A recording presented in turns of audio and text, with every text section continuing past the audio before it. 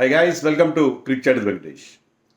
So defending champion royal Challengers Bengaluru నిజంగా champion లాగానే ఆడింది. అటు బ్యాటింగ్లో కానీ బౌలింగ్లో కానీ ఫీల్డింగ్లో కానీ అండ్ చాలా ఈజీగా సన్ రైజర్స్ హైదరాబాద్ పైన విజయం సాధించింది విత్ 4.2 ఓవర్స్ టు స్పేర్. 6 వికెట్ల తేడాతో చాలా ఈజీగా ఈ మ్యాచ్ వాళ్ళు గెలిచేశారు.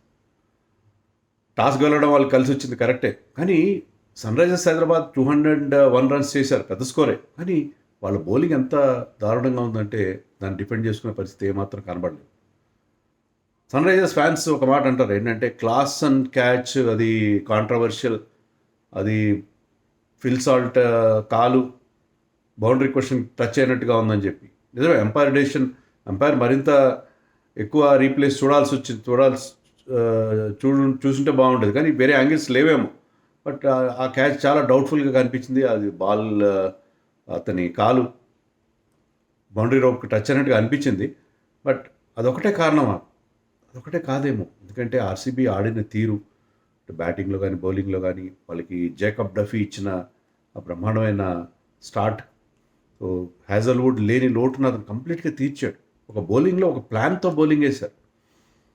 బ్యాటింగ్లో కూడా వాళ్ళకి ఆ బ్రహ్మాండమైన ఎబిలిటీగా అనిపించింది మనకి. విరాట్ కోహ్లీతో పాటు ఫామ్లో ఉన్న డెవలప్ పడికల్ ఆడిన తీరు, వాళ్ళ captain Rajat Patidar, so they looked really good. So Sunrisers Hyderabad చాలా డిసప్పాయింటింగ్. స్టార్టింగ్లోనే 29 for 3కి వాళ్ళు రెడ్యూస్డ్. అక్కడి నుంచి కోలుకున్నా సరే ఇషాన్ కిషన్ గ్రేట్ ఫామ్లో కనిపించాడు, వరల్డ్ కప్ ఫామ్ని కంటిన్యూ చేశాడు. అనికేత్ వర్మ బ్రహ్మాండాన్ని ఫినిష్ ఇచ్చాడు.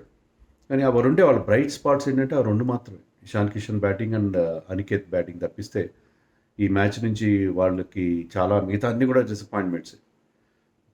క్యాచింగ్ కానీ fielding, keeping for that matter. Bowling అయితే ఎంత తక్కువ చెప్తే అంత మంచిది. టాస్ గెలవడం అడ్వాంటేజే ఖచ్చితంగా, ఎందుకంటే ఇషాన్ కిషన్ కూడా ఏం చెప్పాడంటే టాస్ గెలిస్తే నేను కూడా బ్యాటింగ్ చేసినావు అని చెప్పాడు. అలాంటి పిచ్ అది. ఇనీషియల్గా there was help for the bowlers. Grass ఉంది పిచ్ పైన, ఎక్స్ట్రా బౌన్స్ ఉంది, దాన్ని బ్రహ్మాండంగా యూజ్ చేసుకున్నాడు జేకబ్ డఫీ ఆడ వెరీ ఆర్డినరీ వరల్డ్ కప్. ముఖ్యంగా ఫైనల్లో కూడా మన బ్యాట్స్మెన్ అతన్ని పిచ్చగొట్టుడు కొట్టారు, కానీ అతను ఇక్కడ ఈ లుక్ డిఫరెంట్ బౌలర్. ఒక మంచి ప్లాన్తో వచ్చారు. ప్లాన్తో ఏంటంటే ఈవెన్ భువీ కానీ అతను కానీ ఆ ball was moving a bit and also ఆ ఎక్స్ట్రా బౌన్స్ ఉంది, ఏ మాత్రం రూమ్ ఇవ్వలేదు. అంటే ముఖ్యంగా అభిషేక్ శర్మకి they know he's very strong on the off side. So Bhuvneshwar Kumar leg side wides వేసినా సరే బాల్స్ అంతా ప్యాడ్స్ మీద పెట్టే ప్రయత్నం, అతనికి ఏ మాత్రం ఆఫ్ సైడ్లో హ్యాండ్స్ ఫ్రీ చేసుకునే అవకాశం ఇవ్వకుండా చేయడం. సో ఇద్దరిని కూడా క్రాంప్ చేశారు. షార్ట్ బాల్ చక్కగా బాల్ స్వింగ్ అయినా సరే అవసరం లేదు మాకు, వీళ్ళని అవుట్ చేయాలంటే వాళ్ళకి రన్స్ ఇవ్వకుండా ఉండాలి. అందుకని హార్డ్ లెంత్ యూజ్ చేసి డఫీకి వచ్చిన 3 వికెట్లు, he got all the 3 wicket. First power ప్లేలో వచ్చిన 3 వికెట్లు అతనికి వచ్చాయి. 3 వికెట్లు కూడా అతను ఆ హార్డ్ లెంత్తో ఆ షార్ట్ బాల్స్తోనే తీశాడు. షార్ట్ బాల్స్ వెల్ డైరెక్టెడ్, అంటే క్రాంప్ చేశాడు, అంటే వాళ్ళు ఫుల్ షాట్ ఆడడానికి ప్రాపర్గా వాళ్ళు హ్యాండ్స్ ఫ్రీ అవ్వకుండా చేశాడు. సో చాలా ప్లాన్డ్ బౌలింగ్ భువీ నుంచి కానీ అతని నుంచి కానీ. పవర్ ప్లేలో ఎప్పుడైతే ఆ 3 వికెట్లు తీసి 29 for 3కి రెడ్యూస్ చేశారో అక్కడే SRH lost the plot. But Ishan Kishan played a beautiful innings. But before that Duffy గురించి చెప్పాలి. డఫీ 4 ఓవర్స్లో జస్ట్ 22 రన్స్ ఇచ్చి 3 వికెట్స్ తీశాడు. సో నడ్డి విరిచేశాడు ఎస్ఆర్హెచ్కి.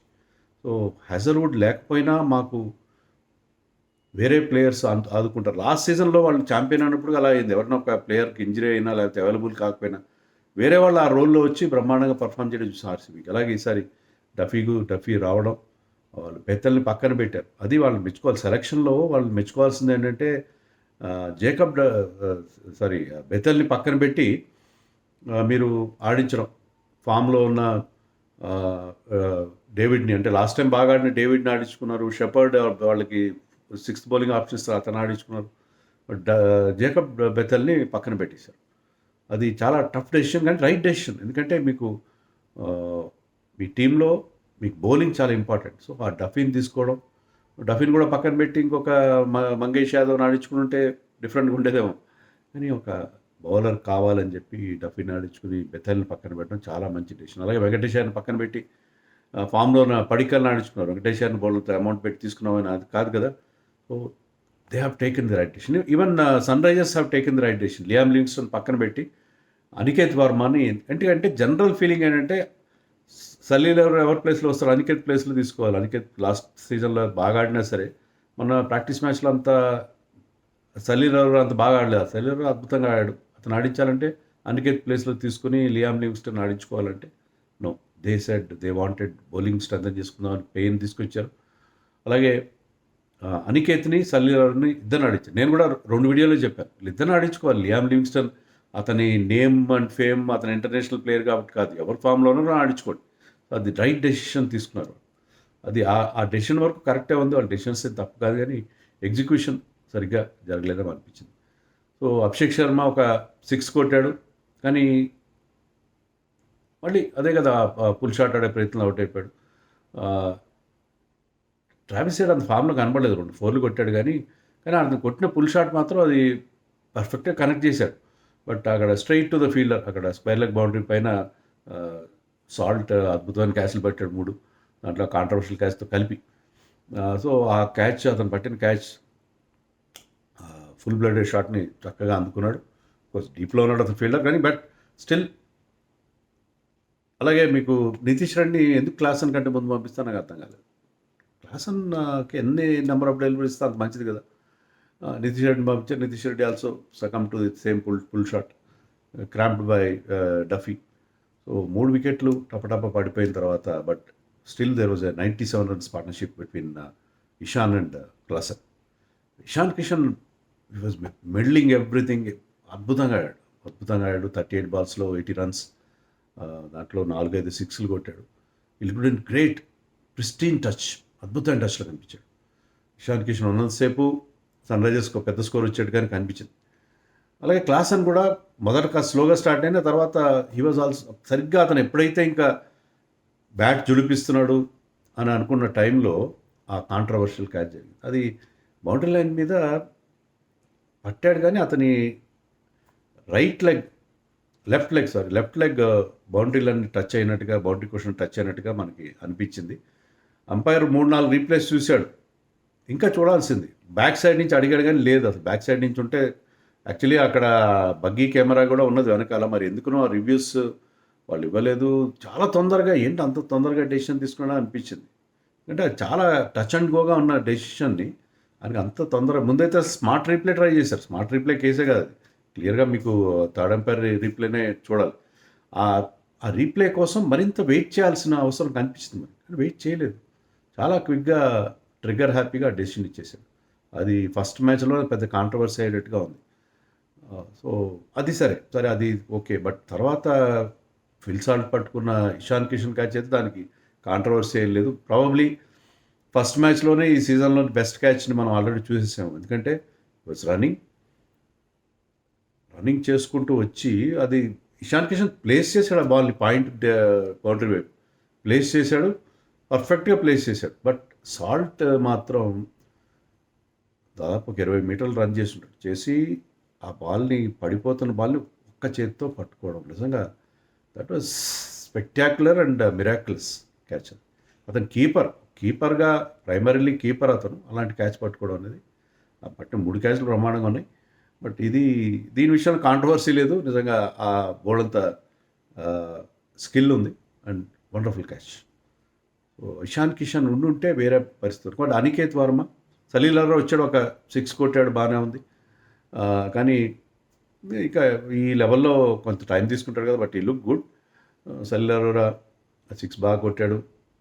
బట్ అనికేత్ వర్మ మాత్రం ఆడిన తీరు, ఎందుకంటే ఒక వికెట్లు పడుతున్న ప్రెషర్ ఉంది అతని పైన, కానీ stayed very well. Beautiful innings ఆడాడు.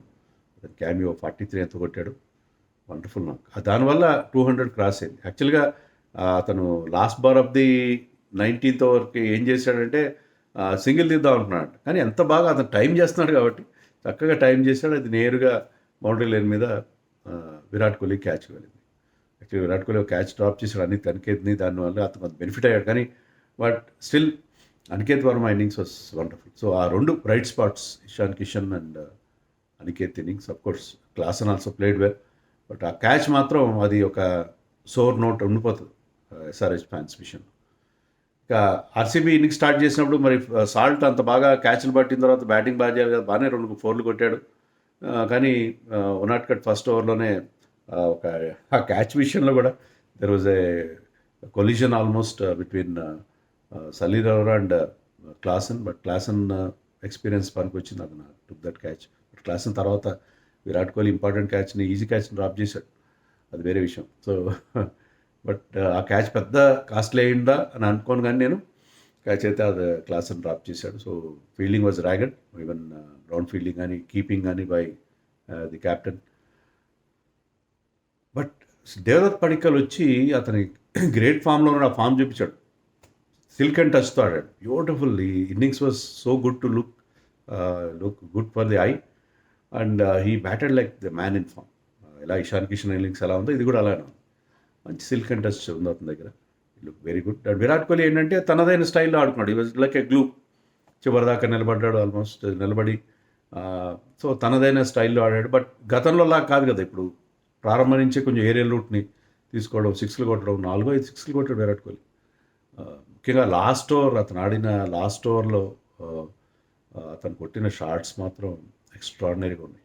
ది వే హీ ఫినిష్డ్, వరుసగా 4లు 6లు కొట్టి అతను ఫినిష్ చేయడం మాత్రం ఎక్స్ట్రాడినరీగా ఉంది. సో పడికల్ మెట్ 66 ఎంతో చాలా ఇంప్రెసివ్ నాక్ అతని నుంచి. అలాగే పటిదార్ కూడా ఫామ్లో లేడీ ఈ మధ్య డొమెస్టిక్లో, కానీ అతను కూడా ఒక క్యామియో అతని నుంచి కూడా చూసాం. అతను కూడా చాలా క్విక్ ఇన్నింగ్స్ ఆడడం మనం చూసాం. విరాట్ కోహ్లీ నాకు అర్థం కానిది ఏంటంటే, విరాట్ కోహ్లీ రస్టీగా ఉంటాడని అనుకున్నాం మనం, బట్ అతను స్ట్రైట్గా కొడుతున్నాడు 6లు, టైమింగ్ చేస్తున్నాడు. ఆ టైమింగ్ ఎలా వస్తుందో నాకు అర్థం కాలేదు. ఆ last played in January first week ఎప్పుడు ఆడాడు అతను ఇంటర్నేషనల్ క్రికెట్, తర్వాత ఎలాంటి కాంపిటేటివ్ క్రికెట్ ఆడలేదు. సో 2.5 నెలల తర్వాత ఆడుతూ అంత ఆ ఫుట్ వర్క్, ముందుకి జంప్ చేయడం, రిస్టీ షాట్స్, భయంకరమైన రిస్టీ షాట్స్ ఆడాడు, ఫుట్ వర్క్ బాగుంది. ఏదో రోజు day in and day out cricket ఆడుతున్నట్టుగా ఆడాడు విరాట్ కోహ్లీ. ఆ ఫామ్ చూస్తుంటే అది భయపడతాను మిగతా వాళ్ళు. సో అతను ఆ ఇన్నింగ్స్ అంటే ఒక 200 అనేది ఎప్పుడైనా ఏ టీంకైనా కష్టం, కానీ ఎస్ఆర్హెచ్ బౌలింగ్తో దాన్ని డిఫెండ్ చేసుకోలేకపోయారు. బట్ ఆ 200 చేజ్ చేయడంలో వాళ్ళు ఏమాత్రం చెమటలేదు, ఏమాత్రం చాలా ఆడుతూ చేజ్ డౌన్ చేశారు. ఎస్ఆర్హెచ్ ప్రాబ్లమ్స్ కూడా, Eshan Malinga went for lot of runs, అందరూ most of the bowlers went for runs. So ఎవ్వరు కూడా, ఏ బౌలర్ కూడా ఇంప్రెసివ్గా బౌలింగ్ వేయలేదు, అది మాత్రం చెప్పక తప్పదు. థామస్ పెయిన్ అతని పెయిన్ 2 వికెట్లు తీశాడు.